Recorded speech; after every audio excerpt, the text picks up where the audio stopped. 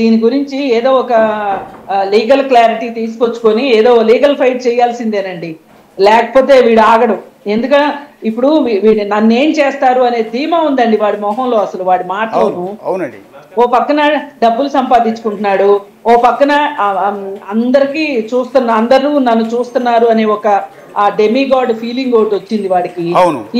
ఈ వెరసి ఏంటి అంటే నాకు ఎదురు లేదు అనుకుంటున్నాడు. ఒక్కసారి అతను నాకు ఎదురు లేదు అన్నదానికి సరైన పాఠం దొరికింది అనుకోండి, జీవితంలో మళ్ళీ కోలుకొని దెబ్బ అయితే కొట్టాలి.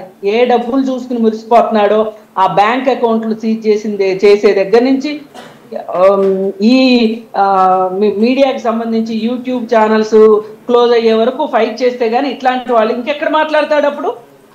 అవునండి. అంటే ఎక్కడో ఎదురు దెబ్బ తగిలితే నన్ను తప్పు పడుతున్నారు, నన్ను కోచింగ్ చేస్తున్నారు, లేకపోతే నేను మాట్లాడేదానికి నెగిటివ్ వస్తుంది సొసైటీ నుంచి అన్నప్పుడే వాళ్ళు మారుతారండి. అలా కాకుండా వాళ్ళు ఎంకరేజ్ చేసుకుంటూ పోతే, ఇప్పుడు నేను చెప్తున్నాను, ఒక వీడియో పనికి మాలిన ఒక బూత్ వీడియో పోస్ట్ చేస్తే విత్ ఇన్ మినిట్స్లో లక్షల మంది చూశారు.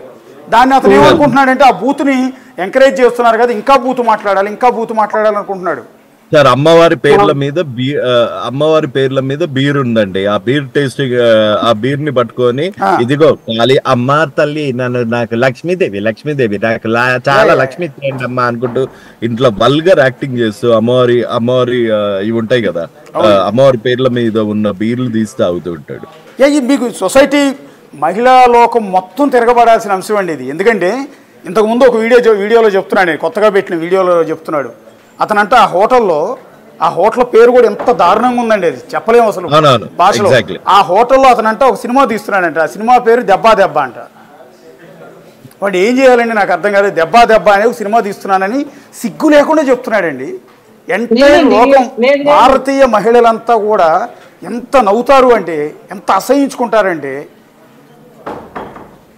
అదే అండి, ఇట్లా దీన్ని కూడా కామెడీ అనుకునే మానసిక ఉన్మాదులు, ఇది చేసేవాడు ఎంత తప్పో దీనికి నవ్వొచ్చే మానసిక ఉన్మాదులు కూడా చాలా మంది ఎక్కువైపోయారు ప్రపంచంలో.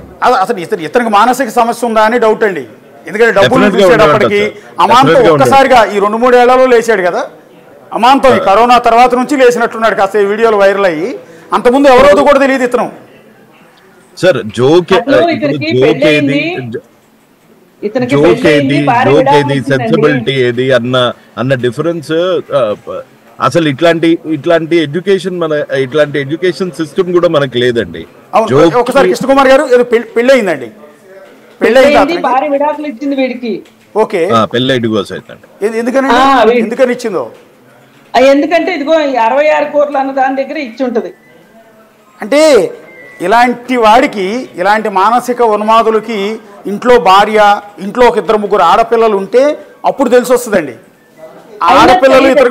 ఆడపిల్లలు ఫోన్ చేసి ఎవరే దరిద్రుడా నీ కడుపుని చెడబుట్టేవరో మేమని చెప్తూ ఉంటే, నువ్వు వాడే భాష ఏంటిరా, నువ్వు ఆడవాళ్ళ గురించి, మేము కూడా ఆడపిల్లలమే కదరా, నువ్వు కొన్న ఆడపిల్లలమే కదరా అని చెప్పి వాళ్ళు అంటే అప్పుడు సిగ్గు వస్తుందండి. యాక్చువల్లీ లేదండి, వాడికి రాదండి.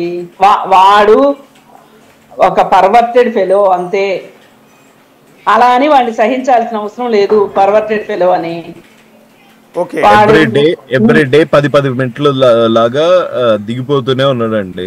అతని ఉద్దేశం సదుద్దేశం అవునో కాదో తెలియదు, లేకపోతే అది మానిటరీ గెయిన్స్ లేకపోతే వ్యూస్ వల్ల లక్షలు సంపాదిద్దామని చూస్తున్నాడు. రెస్పాన్సిబిలిటీ ఉన్నవాడైతే శివసామరెడ్డి గారు, సోషల్ మీడియా మీరు చాలా యాక్టివ్గా ఉంటారు, ఎంటైర్ సోషల్ మీడియా గురించి మీకు అవగాహన ఉంది. ఇవాళ రేపు ఏమైందంటే ప్రతిరోజు జనానందరికీ ఒక టైం పాస్కి ఏదో ఒక సబ్జెక్ట్ కావాలి. అది controversy subject, booth subject, crime subject అయితేనే ఎక్కువ కనెక్ట్ అవుతాయి.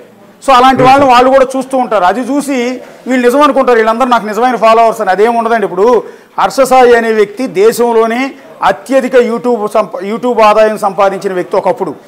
అత్యధిక వ్యూయర్షిప్ ఉన్న, అత్యధిక ఫాలోవర్స్ ఉన్న, సబ్స్క్రైబర్స్ ఉన్న వ్యక్తి హర్ష సాయి. ఇప్పుడు అలాంటి వాడు ఏమయ్యాడు? ఇప్పుడు ఒక వీడియో చేసే పరిస్థితి ఉందా? లేదండి. అతని మీద రేప్ కేసు ఫైల్ అయింది, అయిపోయింది, మొత్తం కొలాప్స్ అయిపోయింది సామ్రాజ్యం అంతా. మొన్నటి వరకు హర్ష సాయి అంటే పడి చచ్చిపోయేవాళ్ళు జనం అంతా. ఎందుకంటే అతను సమాజ సేవ చేసేవాడు, చాలా మంది పేదవాళ్ళకి డబ్బులు సాయం చేసేవాడు. అప్పుడు అంతవరకు బాగానే ఉన్నాడు. ఎప్పుడైతే అమ్మాయి రేప్ కేసు పెట్టిందో ఆ తర్వాత మొత్తం పతనం స్టార్ట్ అయిపోయింది. సో ఇందా మీరు అన్నట్టు ఇలాంటి వాడు, ఇప్పుడు అన్వేషణ లాంటి వాడు ఇవాళ బాగా బెలూన్ లాగా ఉప్పుతాడు కొద్ది రోజులు. సోషల్ మీడియాలో ఫాలోవర్స్ వాళ్ళ కామెంట్స్ ఇవన్నీ చూసి అన్నా నువ్వు తోపన్నా నువ్వు ఇదన్నా అదన్నా అనేటప్పటికీ కొద్ది రోజులు ఊపుతాడు. తర్వాత కదా దెబ్బ తగిలిన తర్వాత కదా. కానీ ఒక ఎడ్యుకేషన్ సిస్టమ్ అన్నది